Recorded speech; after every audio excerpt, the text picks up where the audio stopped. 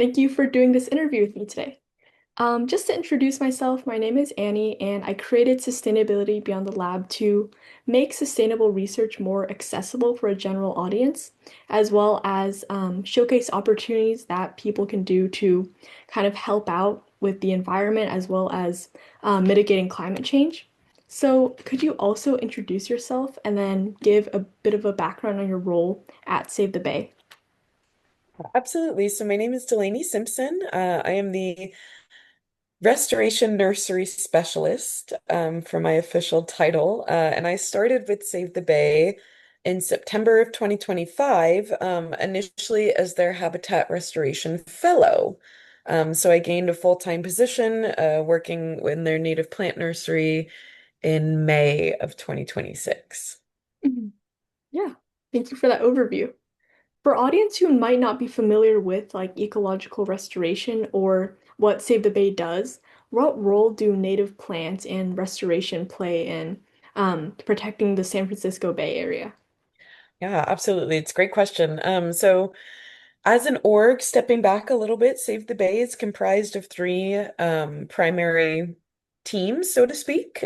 We have a policy team that advocates change for different environmental policies across the cities that surround the Greater Bay Area. We also have a development and communications team that primarily makes contacts with some larger organizations, individual donors, and basically um, communicates what we're doing with the community around them, and writing a lot of grants, and receiving donations. And then the team that I am a part of is our habitat restoration team. So obviously, it's extremely important to communicate the work that we're doing to the community, have these really insightful connections with our partners.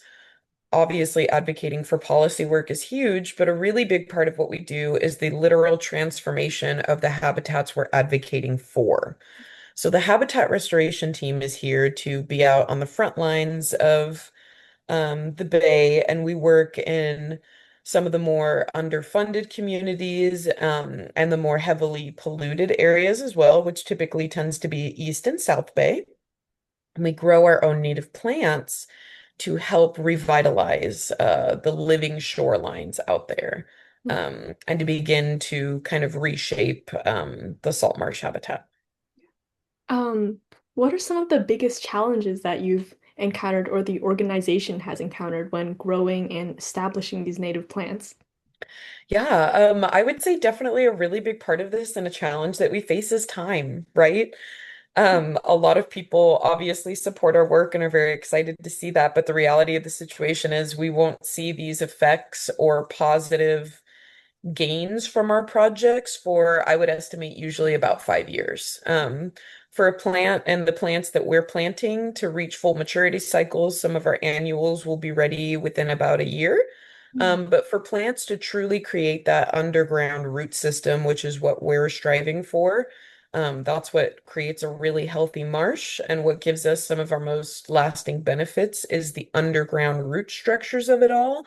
And for those to really fully mature and start kind of showing the positive symptoms, or I guess some of the positive changes we're looking for, takes a little bit longer.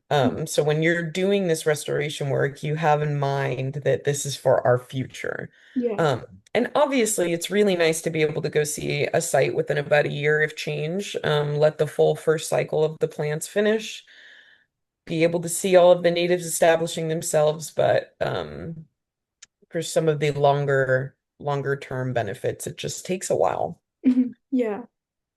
Once the plants are like fully grown in the nursery, what are some challenges in like successfully scaling this restoration across the Bay Area? Yeah, so it's really hard. Our director of the habitat restoration team, her primary job function is to come up with these numbers. So she's Mhm. extremely well versed in salt marsh habitats and plants as well. So herself and my boss, the nursery manager, come up with an idea of roughly how many plants we need. Mhm. This year, we're looking for about a little over 13,000. And we've hit that goal so far of growing them, but to answer your question of a challenge of that, Because we want the root systems to be more intact than the physical plant itself, a Mhm. lot of the times we have to not play nature, but kind of encourage different growth. For example, we have our millifolium, which is a yarrow plant, and a California native that we plant in the marsh. And right now it's blooming. Oh, wow. That's actually not good for us. So when a plant begins to put out its flowers and its seeds, it's basically telling the plant that it's done its job for the year Uh-huh. and that it can eventually begin to die back and stop growing. We want to kind of mimic a vegetative eater, so something like a mouse or birds or like deer that would come by and eat the plant and cut back some of the groundwork. Mhm. When that happens in nature, it tells the plant, okay, something is eating on like something is consuming the top part of me and my leaves. I should put out stronger roots so that the plant can continue to grow on the top. Something we kind of like to tell people is the plants want to live. That is their number one objective is to grow as big as they possibly can and to expand. So when we step into the nursery and see flowers blooming, we want to make sure to kind of head that off before it gets too far so that the plant continues to send nutrients down into its root system. So a lot of our work to make sure that the plants are successfully transferred and happy when they reach the ground is to prune them and make sure that we're cutting off all of the germination that's happening above the ground to have it focus below the ground. Mhm. Yeah, that's really interesting hearing like how complex it is trying to get this plant to grow like big and strong. Yes. Yeah, it's very funny. Mhm. How does Save the Bay incorporate like scientific findings such as environmental like benefits or challenges into its work? Yeah, that's a great question. The habitat restoration team is definitely our frontline scientists of Save Mhm. the Bay, so to speak. Right now, we're in a period of what we call our monitoring season. Typically, this would happen in the spring when the plants are at their happiest, but for our scheduling and what works best for us, we do it now in the summertime. It's a Mhm. bit of an added challenge because a lot of the plants are died back and are finished with their first growth cycle of the year, but that's okay because Mhm. we're really just looking for living and making sure that they're still established. So a lot of our findings that we take out into the field is taking transection in a measured way with very specific methods. We use fulcrum for Mhm. our data collection management. So we ourselves are out there at each of our sites each year, monitoring and collecting the growth rate of each of our native plants as well as the invasive plants. And from there, that gives us a pretty good idea of what's taking hold there. Mhm. Um, and as far as collecting core samples to see what type of filtration is being done, to see how much carbon is being sequestered underneath, unfortunately, we don't have the capacity or the manpower to get quite into it. But a lot of our sites where we're contracted out to do work of the actual restoration, they're continued to be monitored by a lot of people that own the land. Mhm. California Department of Fish and Wildlife is a big partner of ours, and they do their own monitoring. A lot of their research has to do with the mammals that live in the area. And a really big monitoring bird that they take care of is the snowy plover, western snowy plover, that's currently listed on the endangered species list, as well as our Ridgway's rail. These two bird species are endemic to the San Francisco Bay specifically, especially the Ridgway's rail. That bird is only found in the Bay Area. So a lot of monitoring is done based on their habitat, and they live in the salt marsh in the transition zone, which is the habitat that we specifically look to restore. So even if we ourselves are not doing the monitoring and upkeep of the sites, there are other partners involved that use our plants and the sites that we've worked at to measure the quote health of the habitat itself, but I would say that's actually a challenge that we face in restoration work is our contracts are not decided by us. Mhm. We are approached, given money to work with to come in and restore the land, but once the contract is up, we actually don't have jurisdiction to continue to monitor.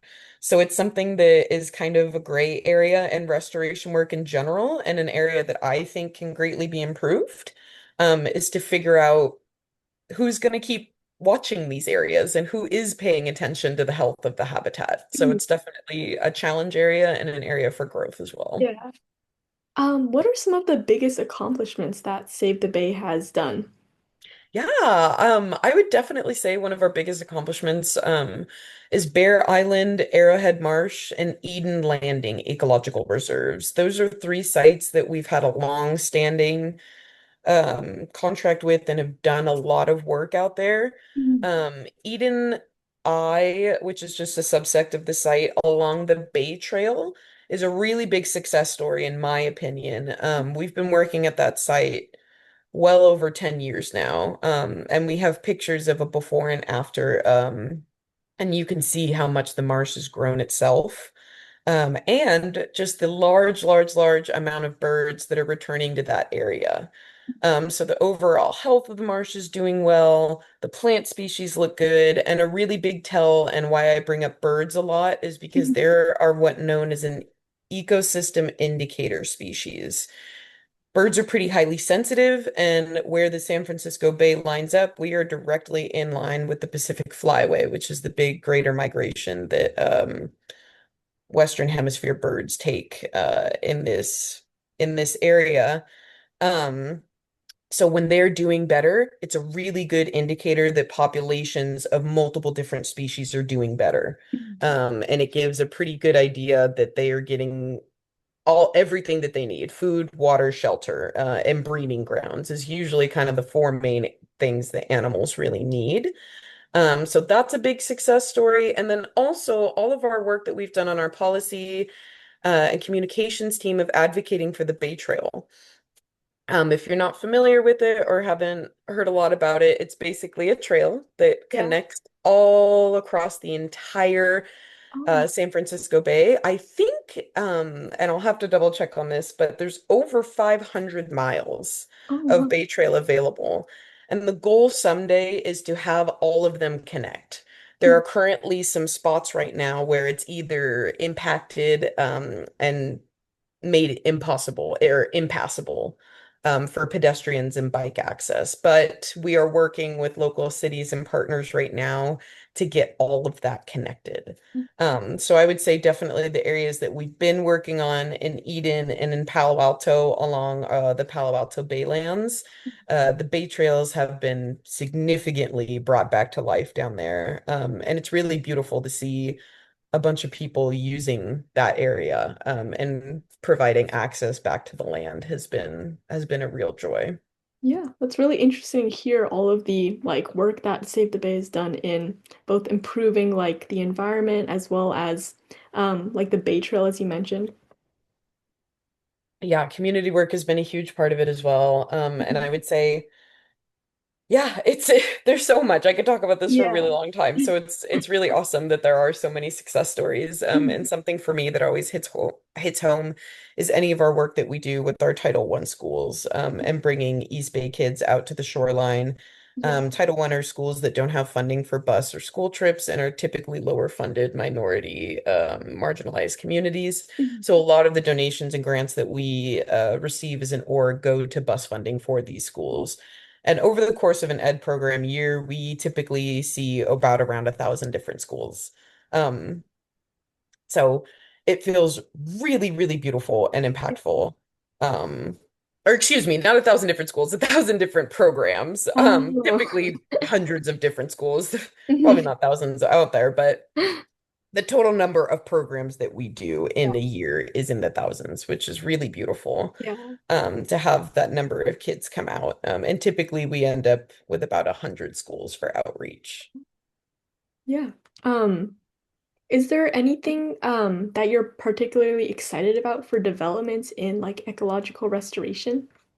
Yeah, a project that I got to be a part of through this job here at Save the Bay, and something I've been clued into just for my own um, research and working in this field, is looking at horizontal levees, Mm. and looking at what that means. So it's a nature-based solution that is a graded scale of a levee that is a living structure. So one of the first projects that we've implemented this nature-based solution in is with the city of Palo Alto itself in the Palo Alto Baylands, right across from Bixby Park. We have the Palo Alto Horizontal Levee project, or PALP for short. It's located just south of the wastewater treatment plant. Engineers worked together to build out this site for us, and the director of our team worked to build a living riparian wetland, a different type of species. The goal being the treated water that leaves the plant will run underneath this levee one more time before it's sent out into the bay. So Yeah. even though this water has been treated, there's still a lot of things that man-made treated centers cannot remove, such as forever chemicals or PFAS is a really big one that people are concerned about. Plants in recent discovery have been seen to filter these things out, these contaminants. Another thing, kind of back to what I was talking about, it takes a lot longer. It takes about 10 years for this filtration process to fully happen. But it's really, really awesome that things that we believe to be a forever in our systems cannot be removed are being Yeah. tackled just through nature itself. So the whole goal of this levee project is to have the water run through the levee itself one more time, and to kind of step back a little bit. When you're building a marsh from scratch, we are trying to mimic what we would see in nature. And a salt marsh habitat is built off of layers of what we call peat, which is dead, decomposing plant material. This peat is the carbon sink. It's also the reason why we see less, oh my goodness, I'm blanking on the word, corrosion. It does better at holding sediment in, which is a really big combat against sea level rise because as more water comes in and erodes at the marsh, you lose plant material there, and it allows flooding and bigger areas for water to seep in. The tighter peat you have, the more root system and structure intact, the more that the roots have soil to grip onto, hold on to sediment, and the more it acts as a sponge for the water to actually soak up into the levee instead of flooding over into our streets. Mhm. So that's another big reason why we plant the levees the way that we do. Elevation in the salt marsh is extremely important because plants will differ based on a foot of elevation. Mhm. And building this levee out at Palo Alto was just a really, really inspiring way to show people that nature-based solutions are possible, Yeah. that they can benefit the community, and more than anything, they're pretty. It's Yeah. really satisfying to look at. And to have, we had a big volunteer program this year, this past weekend, where folks were able to come out onto the levee, help us weed some invasives and water the native plants while we're still waiting for the treated wastewater to run through the project. And on the side of it, there's a trail for Yeah. bikes and pedestrians, and dogs are allowed on leashes. So it was a really beautiful way for the community to come out there too. But it's a project I'm very excited about. It's fun to be able to showcase to people, and we're kind of using it, in our opinion, as kind of like a poster child for what a lot of other cities could adopt if Yeah. they choose these nature-based solutions. Yeah. That's really interesting. Before we wrap up, is there anything that you want to leave the audience with or any other opportunities where they could help out? Yeah, I would just always leave people that any amount of help or dedication and time to the environment is beneficial. I think in this day and age, it can be very easy to feel like your weight isn't enough Mhm. and to feel like I'm only one person. What change can I make? But as corny as it sounds, one person is enough. That's all it takes. Even if we only had one volunteer a week coming to our programs, we would still have them.